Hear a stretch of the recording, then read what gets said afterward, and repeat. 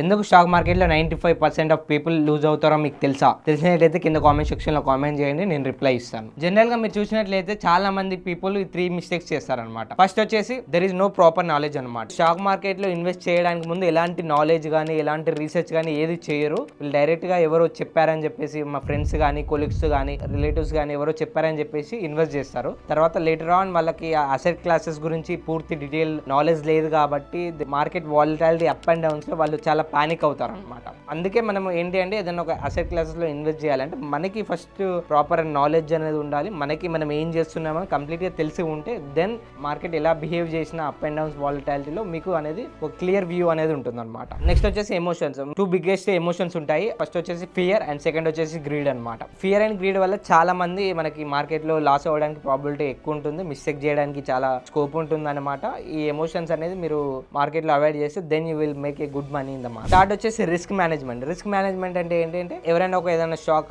By చేశారంటే they will keep the full money in the risk అనమాట. There is no stop loss mechanism. Risk management ఏది ఉండదు, direct they will risk the full amount of their capital అనమాట. That is the biggest mistake. 3 mistakes అని market లో చాలా మందికి loss అవ్వడానికి ప్రధానమైన కారణం. మీకు ఈ కంటెంట్ నచ్చినట్టయితే ఛానల్ కంపల్సరీ ఫాలో చేయండి, మీ ఫ్రెండ్స్ అండ్ ఫ్యామిలీ మెంబర్ కూడా షేర్ చేయండి.